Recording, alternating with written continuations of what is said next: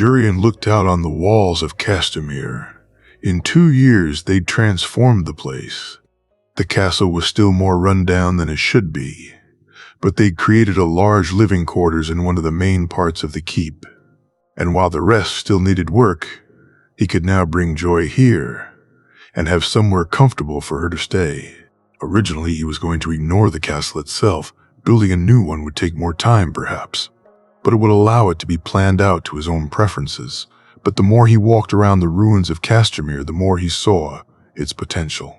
When finished, it would be an imposing seat, and even if he didn't see the benefit of it for a long time, he wasn't building it for himself. "My lord, a raven for you."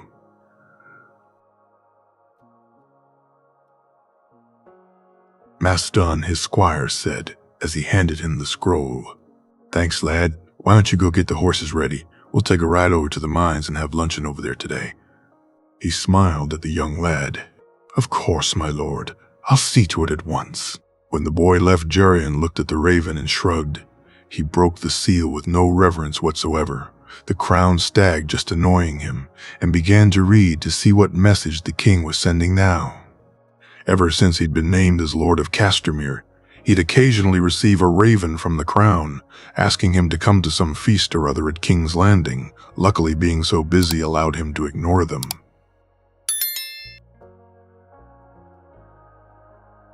Lord Garion.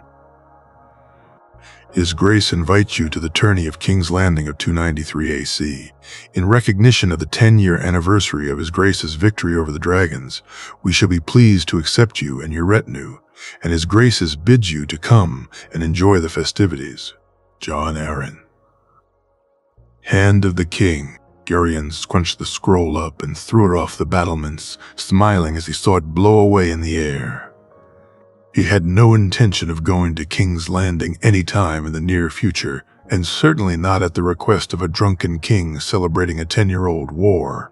He made his way down to the courtyard to find Maston standing by his horse with his guards. Smiling at them, he quickly mounted, and they rode out of the gates towards the mines themselves. The ride to the mines didn't take very long, and when he saw them come into view, he once again marveled at what they'd accomplished here. 2 years ago, this had been abandoned, and now it was a hive of activity. The barracks they had built housed almost 1,000 men, with 200 of them mounted. To get to the mines, you would need to take the barracks, and where they'd placed it made it very unlikely you could. There was a narrow valley leading to the mine entrance, and Garion had copied the design of the bloody gate of the Vale for his defensive position. The walls of the barracks were hard stone, and placed on top of them were a number of large scorpions, which could be fired at any attacking force. Behind the walls, they had a number of large trebuchets, and with the mines themselves behind them, had more than enough stone to fling at any enemy. One of the more curious things they had was a large multi-arrowed crossbow, which was attached to a bellows, and when needed the wind wheels, Garion still wasn't sure how it worked. Only that it could fire crossbow bolts the size of spears rapidly and continuously for as long as the bellows was connected to the windwheel. "My lord." "Sorry," Karen said as he reached the barracks gate. "Good day, Karen. How fares you?" "I'm well, my lord. We didn't expect you today," the tall blonde man said worriedly. "Don't worry, my friend. It's just a passing fancy, nothing else davin about." Garion smiled reassuringly at the man. "Aye, my lord, he's around. I think he's in his office. Shall I send for him?" "No need. Just let him know I passed through. I'll speak with him on my return." Davin had been appointed as head of the mine forces by Garion not long after his return from King's Landing. The boy had changed drastically. Where once he was fun-loving, he had come back serious, and Garion knew the reason why. He had never spoken of it to him, and when he'd offered him the chance to be captain of his guards, Davin had jumped at it. His father had been pleased to see his boy given such a responsibility, and Garion had no doubts of the boy's suitability for the post. They rode past the lake on their way to the mines themselves. The village that had started as just a place for the mine workers to sleep in had developed in 2 years into a small town. It had stores and a couple of taverns, a small sept, and even an area where the children could play freely. The town even had a rather large brothel, which probably did better business than the one in Lannisport, truth be told. Even though the workers were well paid, Garion had insisted that food and supplies for their families would be given to them at cost. The tavern was owned by him, and the brothel, though not something he cared much about, was clean, and the girls treated well. For a man who never sought responsibility, he found he had enjoyed it more than he thought, and it was freeing to have so many people relying on him.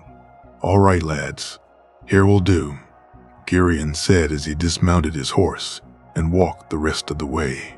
"You want us to go with you, my lord?" Mazdon asked. "No, lad, have the boys set up. We'll have luncheon here. I'll just have a word with Dax and see how things are." Every time he walked into the mines, he always felt the same. What they'd done here was incredible.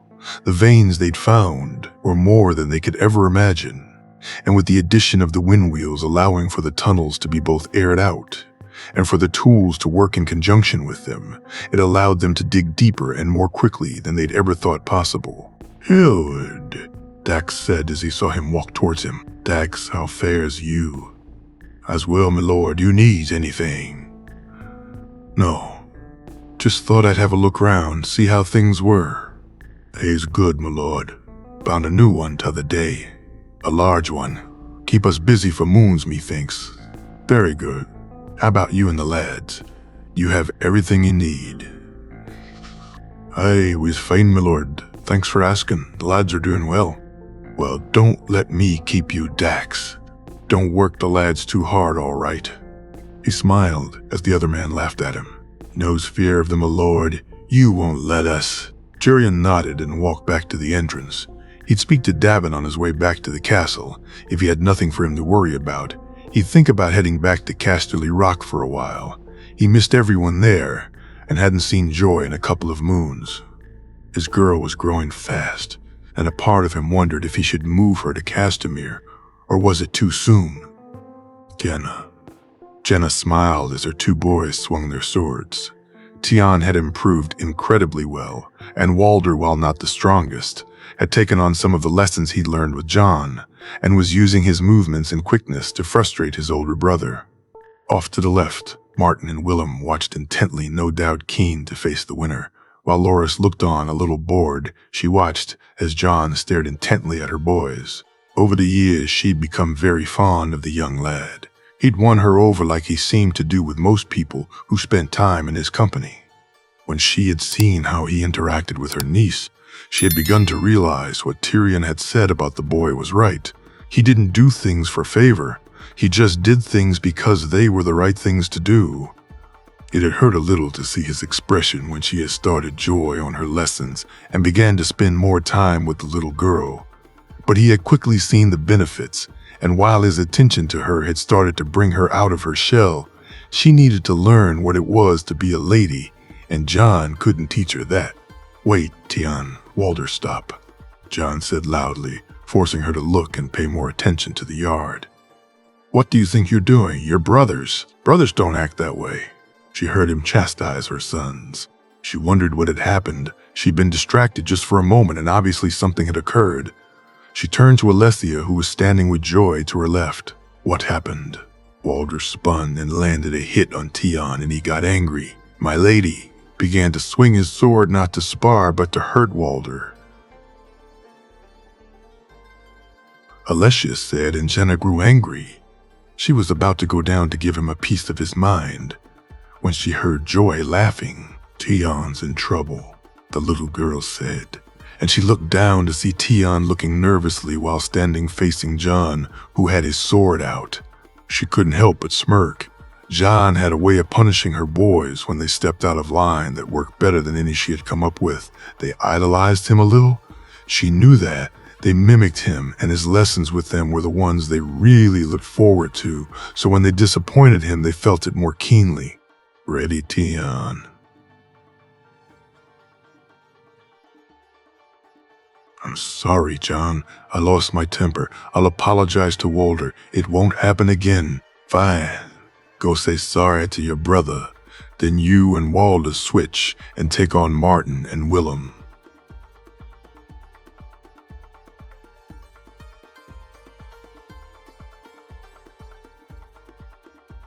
John said as her son turned to head towards his brother. And Tion, remember, they're your family too. Keep it friendly. I will. Sorry, John. She nodded down at the boy when he looked towards her, and Joy and Alessia headed back inside her. She had work to do, and Joy had her embroidery, much to the little girl's annoyance, as she repeatedly made clear. No, Auntie, don't like it, Joy said when she realized where they were heading. Joy, you must take your lessons. When they're finished, I'll allow you to ride apples with John and Ghost. The girl said excitedly, I'm sure John will join you. All right, Auntie, Joy said, and she gave the little girl a kiss before Alessia took her to her lesson. Joy, just like her boys, was easy to get to do what you wished her to, just like them promise her some time with John and she'd come around. Since he'd bought apples for her even more so, the girl loved the small little pony, and despite Gurna's fears of allowing her to ride at her age, John had assured her the girl was ready. Seeing her on the horse was an incredible sight. Just like John, she seemed born for horse riding, and even though she'd occasionally have Jenna's heart racing with how fast she rode, she had never had an accident or even come close to falling off. Jenna walked down to her nephew's office. If only these two boys were as easy to manage. She sighed. Despite her best efforts, she had found much to her dismay that marrying off either of her reticent nephews was a challenge too far. Jamie had shown no interest whatsoever in following through on any of the ladies she'd tried to set him up with. He'd met them and been charming and simply gone through the motions. Tyrion was another matter altogether, and it pained her that her nephew had been right. No lord would agree to marry one of their daughters to a dwarf. She knocked on the door and entered, finding her two nephews laughing and joking in a manner not befitting the lords of Casterly Rock. And she couldn't help but smile at their enthusiasm. The two men had become closer than ever in the last few years. True brothers. And along with herself and her own two brothers, the family was more united than it had ever been under Tywin. Aunt, what brings you to our domain? Daunt, Tyrion japed.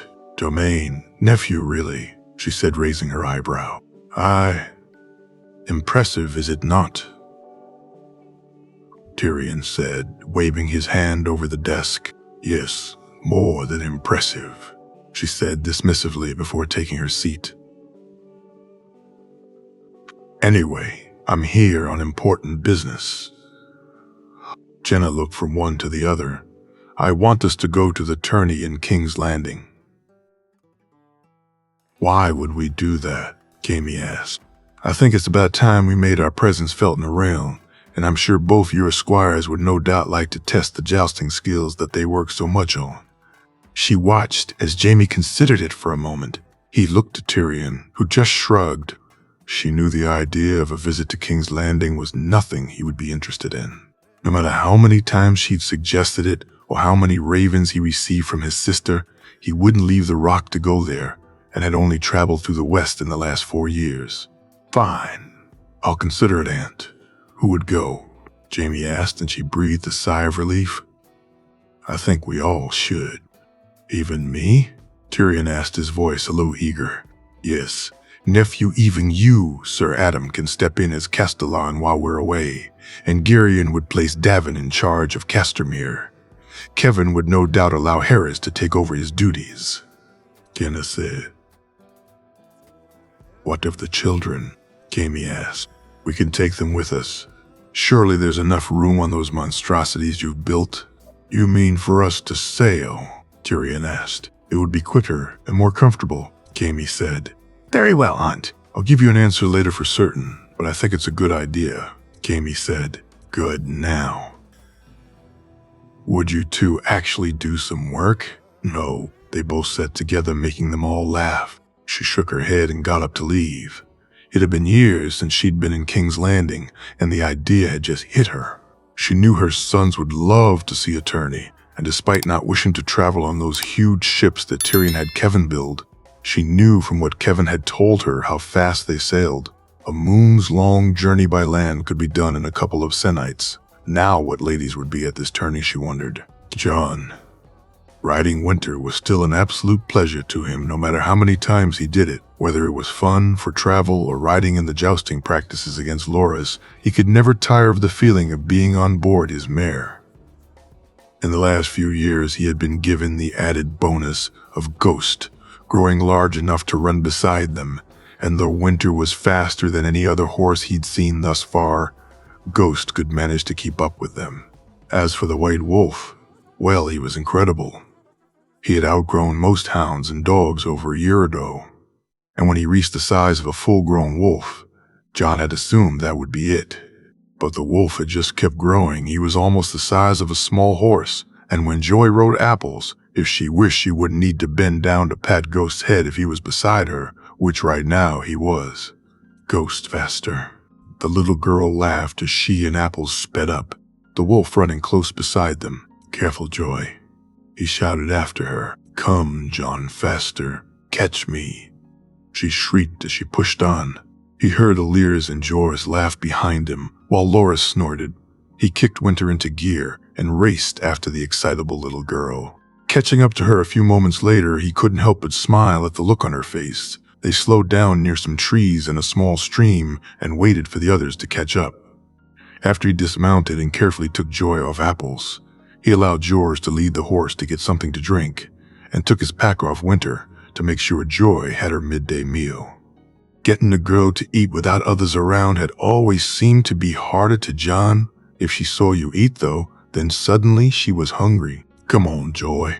Time for pie, he said and watched as the girl looked to the spread he was laying out.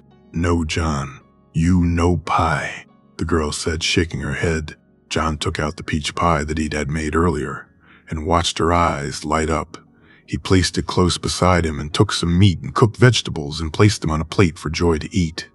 No, Jon pie, the girl said, crossing her arms together and shaking her head. Joy, you need to eat some of this first, then I'll give you some pie. I promise. Promise. Aye, princess. I promise. He smiled as Joy began to eat the meat and vegetables. He laid out some more for Allyr's and Jorah's and for Franklin and Garth, who were Loras's guards, Loras having already helped himself as soon as he sat down. When Joy was finished eating, he poured her some milk into a cup and watched as she drank it quickly before belching loudly, much to his and everyone's amusement. Pie, Jon, Joy said determinedly. All right, princess, he said as he handed her a piece, which she wolfed down, covering herself in pie crumbs and bits of peach. Joy made mess, she said, and laughed. He reached over to grab something to clean the girl, only for a flash of white to dart past his eye. No, Ghost, stop, he heard her say while she laughed loudly, the white wolf licking the peach and crumbs from her face and clothes. That's one way to keep her clean, Loras Japed. Shabez. He just shook his head and whooshed the wolf away. Ghost looked at him and cocked his head before something grabbed his attention, and before Jon knew it, the wolf was on the rest of the pie. Joy just kept laughing, and Jon was forced to join her when he tried to discipline the wolf. Bad Ghost, he said, as he reached over only for Ghost to look at him with a look that Jon swore said, I'm not sorry at all. You did bring 2 of those, right? Loras asked, giggling. I didn't think I'd need one this quick, though. They sat around by the trees for a little while, Joy content to chase Ghost and try to grab him, and the wolf always seeming to be close enough for her to try, but not close enough for her to succeed. Eventually they mounted back up and headed back to the rock. Jon could see Joy was starting to feel a bit tired, so they stopped, and he nodded to Allyr's to take Apples while he placed her in front of him on Winter, and raced home much to her delight. The rest of the day passed by quickly once they arrived back at the rock. He and Loras headed to their lessons, and when finished had their own spar, the one earlier having been spent mainly teaching the younger boys. Loras had improved since he'd arrived 2 years ago. After he realized he couldn't beat John, he'd asked for advice, and both he and Jamie had been keen to give him some. Now, though he still wasn't as good as him, John felt there were not many better than him around. He had read Joy her story and bid Loras good night, and made his way his rooms earlier than normal at night, feeling a little bit more tired than usual. Ghost hadn't returned from his hunt, having taken to prowling in the nearby woods most evenings before sloping in when he felt like it. So John curled up in his bed and was asleep not long after his head hit the pillow. The woods were dark and the sounds were louder than they should be, but he silently moved towards his prey. His eyes could see every single detail, every mark, every trail was to him as clear as the roads on a map. He heard the hooting of the owl louder and more intense than he knew it should be. The snapping of a branch was like the slamming of a door, loud and obtrusive. Yet he made not a sound. As he made it to the clearance, he saw it. The small deer, unaware of his presence, he moved swifter than anything of his size, had the right to, and within seconds was upon his prey. The deer struggled, but it was over in minutes, the warmth of the blood pooling in his mouth. John woke up with a start. The taste in his mouth coppery and fluid, he leaned over and quickly washed it away with the water in the jug on his small table. He looked down to see Ghost laying on the floor asleep, the wolf's fur streaked with red. The dreams had been happening more and more regularly, and he had tried to find anything about them in the books in the library, but so far had not been lucky. Sometimes he'd dream of different things, of a tower in the desert, of a woman crying, a man on a horse wearing black armor, or a straggly-haired man shouting, "Burn them all." In some he'd see faces or shapes, and others only voices, "Promise me," and "Ice and Fire," the two he heard most often. He worried he was going mad, as occasionally he'd see things that weren't there and drift off when doing something, only to come back with ideas he knew not from whence they came. He got up and dressed himself, and found Ghost had woken so, took him to the baths to be washed. Whatever these dreams were about, he'd worry on them later. He had work to do, and it was time to meet up with Jamie for his morning spar. Loras. The last 2 years had been some of the best of his life. Learning from Jamie had improved him no end, and sparring daily with both him and John had allowed him to refine his swordsmanship. He'd had time to work out the errors he had, and especially with John's help, see the flaws he continually fell prey to. John was a far better swordsman than he. He could see that now, and he was grateful that he got to spar with him. When they faced off against each other with normal sparring swords, he stood a chance. He'd get some hits in and would come close occasionally to winning, but when John used the small thin sword, he was far too good for him. Loras had tried it himself, but it didn't seem to have the same effect on him that it did on John.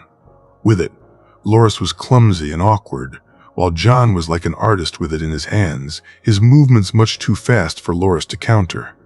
Thankfully, when they jousted, things were much more even. John was a better horseman, but Loras wielded the lance better. They shared wins there, and it did a lot for Loras's confidence to find that he was equal to his friend in some disciplines.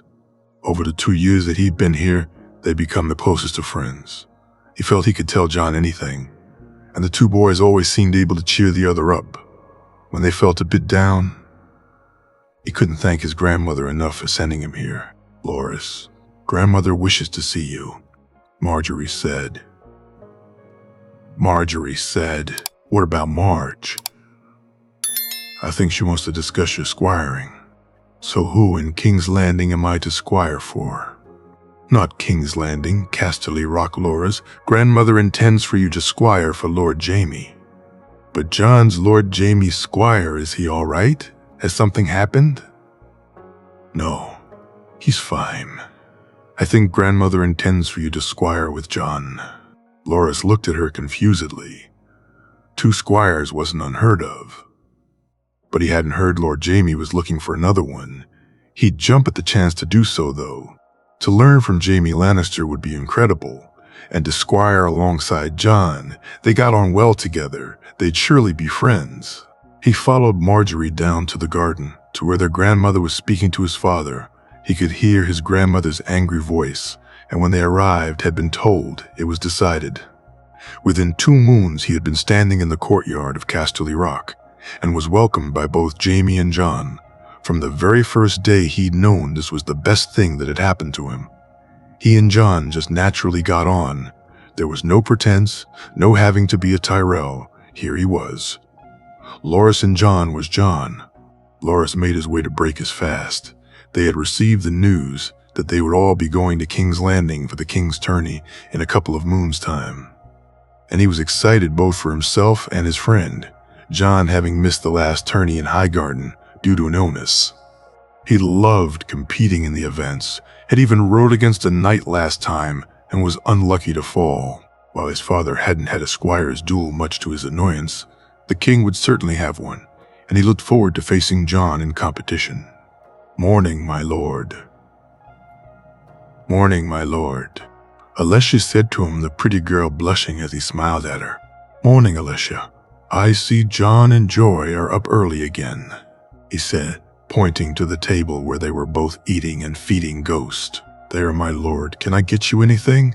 Alessia said. "No, it's fine. I'll grab something myself. You, go enjoy your own meal." He smiled at the girl and grabbed a plate, watching as the white wolf stared at the extra bacon he placed on it. He walked to the table and sat down, nodding to John, who was engaged in trying to keep his last sausage from Joy's grasping hand. The little girl no doubt eager to feed the wolf some more. "John, give me. Ghost is hungry," Joy said. "Ghost has had enough, haven't you, boy?" John asked the wolf, who shook his head, making Loras snort. "Oh, look, Joy. Loras has lots of food for Ghost," John said, smirking at him before moving. Joy closer to his plate. Loras shook his head before smiling. He had brought extra bacon, and even if he hadn't, the little girl's pleading look was always too hard to resist. He watched as she grabbed a slice of bacon and dropped it into Ghost's waiting mouth. "Say thank you to Loras, Joy." "Thanks you, Loras," she smiled before grabbing some more. They broke their fast in that fashion for a while, John eventually grabbing Joy to bring her to her lesson, while Loras went down to organize his horse for their jousting practice. They had decided to get some practice in on both the joust and spar, and would do an hour of riding against each other, just hitting the shields without trying to knock each other from the horses, before a good hour of full-on sparring. Their other lessons would be later this morn. He sat on his horse and lined up for the tilt, John already positioned at the other end. After a moment they set off, and when they met in the middle, he aimed his lance at John's shield, annoyed to find that he'd missed. John's strike catching him square, he turned and rode back to start again, and yet again, he missed his strike while John landed his.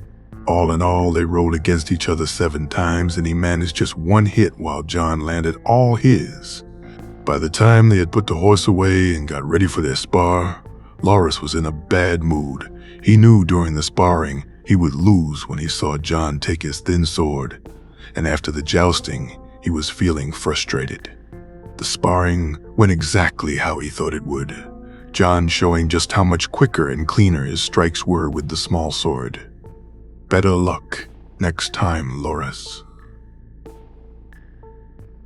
John said with a smile. "You just had an off day today." "Let's do one more." "Let's do one more," Loras asked, determined to beat his friend. "I don't think so, Loras. Let's leave it until tomorrow." "I said I want to do another one." "What's wrong? Bastard's scared I'll beat you." As soon as the words left his mouth, he realized what he'd said. He had never spoken like that to John before, never even considered him a bastard. "John, I'm sorry. I didn't mean it," he said apologetically, but he could see that John was in no humor to accept his apology. He watched as John walked away, sure he'd seen tears in the other boy's eyes, and for the first time ever, he felt ashamed of himself. He tried to follow after him, but Ghost suddenly appeared and snarled silently at him. The wolf's teeth were exposed, scaring Loras into staying where he was. After a moment, the wolf ran after John, but not before turning his head to look at Loras, almost as if to warn him not to follow them. Jamie. John hadn't turned up for training the last 2 mornings, complaining of feeling ill. Jamie had asked Kraylin to check on him and found to his consternation that the maester could find nothing wrong with him and that perhaps John was just tired. Even when Joy visited him, John seemed to go through the motions according to Jenna and only seemed to be pretending to be happy for the girl's sake. Jamie had spoken to Tyrion to see if anything had happened, but it was when he spoke to Loras that he found out the reason behind John's sudden reluctance to take part in things. The boy wasn't sick, he was upset. And Jamie's first instinct when he heard Loras explain what had happened had been to pack the boy back off to Highgarden. He said, "What? I'm sorry, my lord, I don't know why I said it. It just came out." "Oh, it just came out, did it? You called your friend a bastard because he beat you, and now you claim it just came out." "My lord, I didn't mean it, I swear it. I never thought of John like that. I was just mad at being beaten and I didn't think." "You're damn right you didn't. You hurt your friend because you were jealous. Damn it, Loras. Just go to your room. I'll deal with you later." "But if I could just talk to him." "Talk? After what you said, I think talking is the last thing I'll allow you to do." Jamie knew he'd been cruel to the boy, but he also knew how John would feel. It was bad enough for someone else to think of him like that. Jamie and his family had managed to make him, if not care, then at least ignore those who thought him a bastard. Between their words and acts and John's own achievements, in the West at least, most people saw John as what he was, a very special young man. But when it came from those John cared about, when it was related to those he loved, then nothing anyone could say to the boy made him feel better. After their trip to the wedding in Old Town, Jamie had put it off. He had comforted the boy as well as he could without telling him the truth. He used the excuse of making them more ready, of ensuring as much as he could that should the worst happen, he could protect John. With the additional income from Castamere, they'd begun building the fleet. While not fully ready, it would take many years for that. The fleet he now had at his disposal, which was made up of purchased older ships, new ones built by both their own people and the Manderleys, and 4 of the new design John had come up with, was impressive. He knew they would be hard to beat, even if Robert managed to combine the entirety of the fleets in the realm. The army his father had built was still intact, and if anything, more ready than any other force in Westeros. He could probably, if need be, take the capital. Holding it would be a problem, but crowning John and beating Robert, then calling for a council, could perhaps work. It wouldn't be ideal, but it was possible. Of course, he'd prefer a lot more time, but it could be done. He sighed. He knew what he had to do. It was time to tell John the truth, and he hoped the boy would take it well. Jamie got up from his desk and walked to the false wall his father had built in the solar. He took out the chest and closed the door back up, before calling to his guards to help him carry it to John's room. "Gareth, Jarvis, can you come in here for a moment, please?" He called out to the guards. "My lord, you need something?" Gareth asked. I need you to carry this to John's room and wait for me. I'll be there in a moment." "Very well, my lord," Gareth said as he and Jarvis picked the chest up and headed to John's room. He quickly filled a glass with wine and drank it down in one swallow. Steadying himself, he left and walked to speak to John. When he got there, he knocked and found John laying in the bed awake but facing the wall. Ghost curled up beside him. He motioned to his guards to bring in the box and placed it down on the ground beside the bed. "That's fine, lads. I want you to call Ehlers and Jors and place them on either end of the corridor. No one's allowed to come this way until I tell you otherwise. You two are to stand with them, understood?" "Aye, my lord," Jarvis said confusedly. "That mean no one at all. Not even Tyrion. You got that?" "Aye, my lord," Gareth said, and the 2 guards headed to fulfill their orders. When they were gone, he turned to see John looking at him intently. "John, I need you to do something for me." "What, my lord?" "What, my lord?" John asked. "I need you to have Ghost guard the door. No one can come in, John. No one." "Why, my lord?" John looked at him worriedly. "I need you to trust me on this, John." John nodded and looked to the wolf, who immediately stood up. Every time he saw it, the wolf seemed bigger. Right now it was up to Jamie's hip and was far bigger than any wolf he'd ever seen. He watched on as John and the wolf had a silent conversation before Ghost moved towards the door. Their connection baffled him. But he got up and opened the door, and the wolf walked outside and took up position. Jamie locked the door and walked over to pull a chair and sit by the bed. "What's going on, my lord?" John asked, sitting up on the bed and facing him now. "I heard what happened with Loras," Jamie said, noticing the way John stiffened slightly. "It was nothing, my lord." "No, John, it wasn't. I know he hurt you. He didn't mean to, I know that, but he hurt you all the same." It doesn't matter," John said, his lips shaking. "It does, John. It's my fault. I wanted to tell you earlier, but we had to be ready. I couldn't risk it." "Risk what, my lord?" "That the truth would get out. That people would know who you really are." He took a deep breath as John looked at him in confusion. It was now or never, he thought. "John, you're not a bastard," Jamie said to silence. "Who? Your father is not Ned Stark." "What, you're lying?" "Of course he's my father. Why are you lying to me?" John said angrily. "John, please, I need you to listen. What I'm telling you is the truth. I swear it." No, it can't be. You're lying to me. I don't understand. Why would you? Why would you? "Would you?" John said as the tears fell from his face. Jamie jumped from his seat and grabbed the boy. John struggled against him, but he held him tightly, his own eyes beginning to water. He felt him push against him, trying to break free, the sobs growing louder and louder. He heard the scratching at the door and knew Ghost was trying to get inside. Then he could hear the banging as the wolf beat against the door. "John, please, I can explain. You need to calm Ghost down," he said as he looked at him. It took a few moments before finally the wolf at the door stopped. He could see the bowing of it from where he sat on the bed beside John. Another few moments, and the wolf would have broken it down, and he could only imagine what it looked like from outside. He got up from the bed and walked to the door, unlocking it before walking outside. As soon as he opened it, the wolf streaked past him into the room. Jamie looked down the corridor to see his two guards looking on concernedly. "It's all right, lads. Everything's fine," he said, trying to reassure them. "Are you sure, my lord?" Jarvis asked. "Aye, lads, I am." He turned back and walked into the room, locking the door behind him as he did so.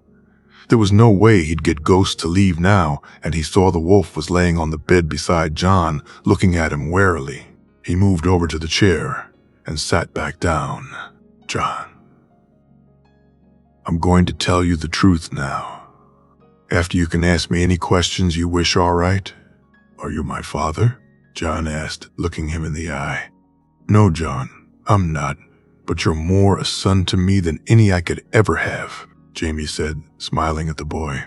John nodded and Jamie reached over to grab the mug from the table. He filled one with water and handed it to John, who drank it down quickly. He refilled it and took the other one for himself and got ready to tell his king the greatest secret in Westeros. John. Ever since Jamie had spoken to him and showed him what was in the chest, John had been lost in a whirlwind of emotions. He was trueborn. His father and mother married, raised as a bastard to protect him from a wrathful king. All of it sounded like the stuff of the great tales he read in books. But his life was not a tale. And like with everything else, there were parts he couldn't grasp. Why would his uncle not tell him? Would he have ever told him the truth? Was he to have spent his whole life as a bastard? The questions rattled around in his head. Some he could answer. He was far too young for his uncle to tell him. For others, he just didn't know. and would need to speak to his uncle to be sure. What do I do now? What does this mean? Am I a king or a bastard? These questions were much harder to answer. He knew what Jaime wanted, and he had to admit he wanted it too. He knew Robert was not a good king, and Cersei was certainly a terrible queen. But his father and mother had started a war with their actions. His birth was only possible because so many gave their lives. Was he now to ask more to risk themselves, just so he could sit a throne? It is you, birthright. Your destiny. You are the prince that was promised, the song of ice and fire. He shook his head and tried to clear the voices. They had begun the moment he had touched the dragon egg that Jaime removed from the chest. As soon as he had touched it, he had begun to hear them, and one other that was constant and louder. Wake me. Wake me. He had placed the egg in the fire grate when Jaime had left, almost as if he wasn't in control of himself. He had walked over and put the egg down among the kindling before walking to his table and taking the small paring knife he kept there. Taking the knife, he had cut himself across his left palm and walked back to the egg. Letting the blood drop against its white and blue jagged surface, he watched in awe as the blood disappeared, the egg seeming to swallow every drop. When he had finished, he picked up a piece of cloth and covered the small wound on his hand, and then walked back to the fire and set the kindling alight. He moved his chair and sat there for he knew not how long, just staring into the fire, adding more and more wood to ensure it did not go out, the voice still resonating in his head. Wake me! Wake me! After a while, he stocked the fire with as much wood as he could and climbed into his bed. Ghost was off hunting and wouldn't be back for a few more hours, so he turned and went to sleep, trying not to think too much of the events of the previous days. His sleep, as it had been for the last 2 nights, though, was fitful and full of dreams, the same one playing out over and over. The men stood facing each other beside a river, one of them huge and wearing an antler helm, the other more slight and wearing the most beautiful black armor adorned with rubies. The large man swung a massive warhammer, narrowly missing the other man, who stepped aside quickly. His sword glistened in the light, and he moved it quickly and precisely, forcing the other man to move backwards. On and on it went. The 2 men seemingly evenly matched, strength versus speed, power against precision. Finally, the man with the sword caught the other man in the shoulder, forcing the man to his knee. He took off his helm to reveal silver hair that shined as bright as the sun behind him, his eyes a deep indigo. He looked at the fallen man and sighed sadly. Robert, it's over. Give up, cousin. Accept it. She never loved you. You know this to be true. No, she was mine. And you stole her from me. Damn you, dragon spawn. Damn you to all the hells. He watched as the man raised his sword, could see the reticence in the act. But then the large man had something in his hand and threw it at the other. Stones and dirt hit the other man in the face. He took a moment to recover, but by then it was over. The large man raised his hammer and swung with all his might. The rubies flying from the man's chest, he fell into the river. Lyanna, he said as his eyes closed. John woke with tears in his eyes as he did each morning he'd had the dream. He looked to see Ghost looking at him with worry and tried to remember letting the wolf into the room. He shook his head as he couldn't and got up from the bed. The fire was almost out, and as he moved towards it, the voices began yet again. Wake me! Wake me! He reached over to the table and took the knife again, removing the cloth from his hand. He cut along the still unhealed cut, and as the blood began to flow, he held his hand over the egg. When he was done, he put the last remaining pieces of wood on the fire and watched as it quickly caught.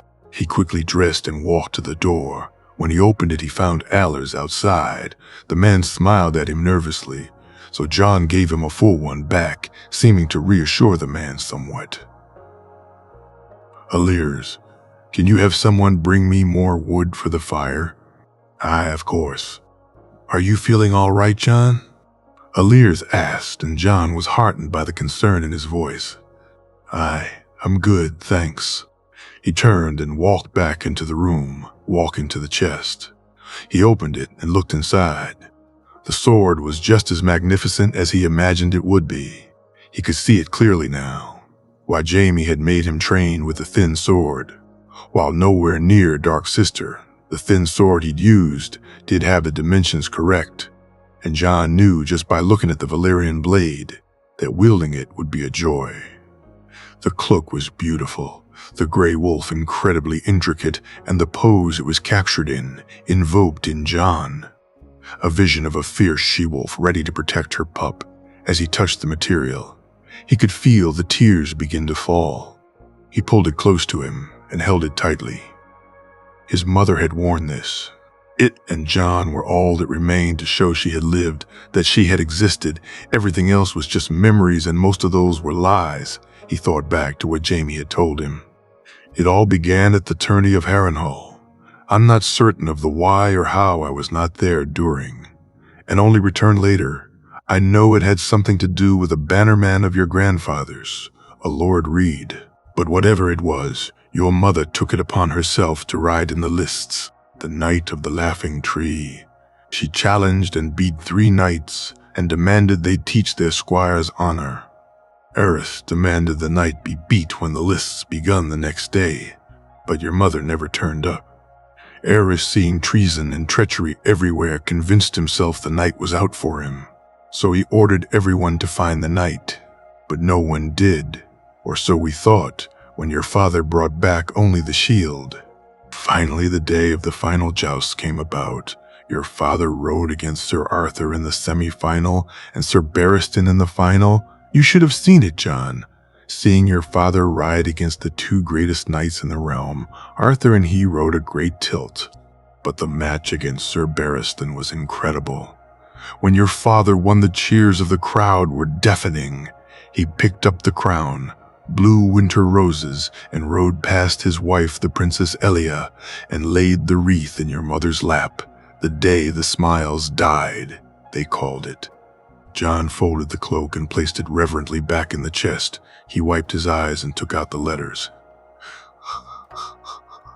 The first was a marriage certificate, the second an annulment.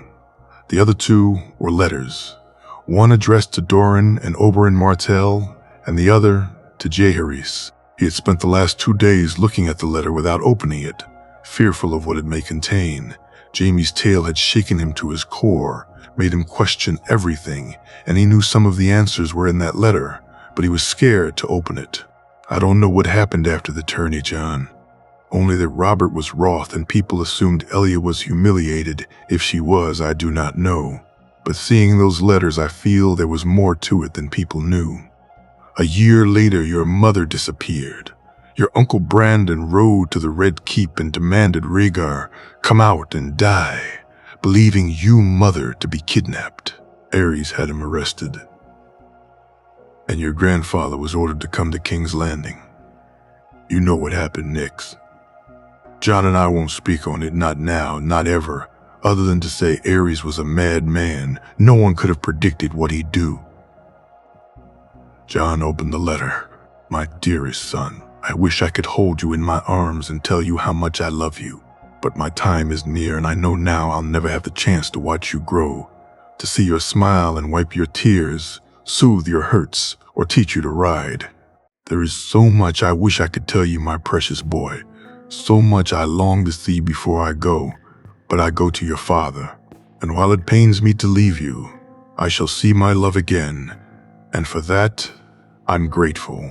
You were the one thing we did right, the one thing in this world that I feel nothing but pride for.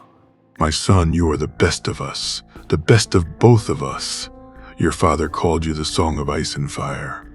In this he is right, for no greater song has been sung than yours will surely be.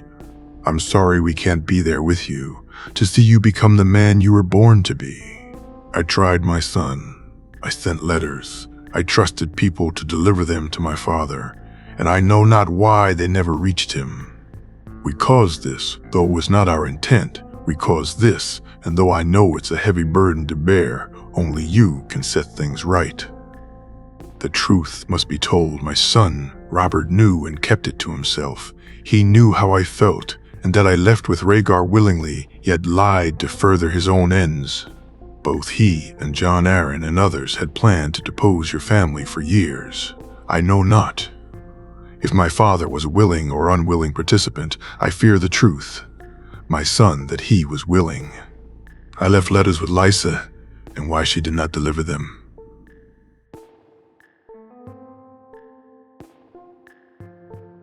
I loved your father from the moment I met him. He loved me too. Elia had her reasons, but she knew of us long before your father gave me that accursed crown. We thought it would work out, and as I lay here now, I still know not how it went so wrong. When you're ready, these things will prove you birthright. Go see you great uncle at the wall. Aemon is a good man and knows more than any of the burdens you now carry. You are the prince that was promised to us, my son. Fulfill that promise. Be the man you were born to be, the king the realm needs.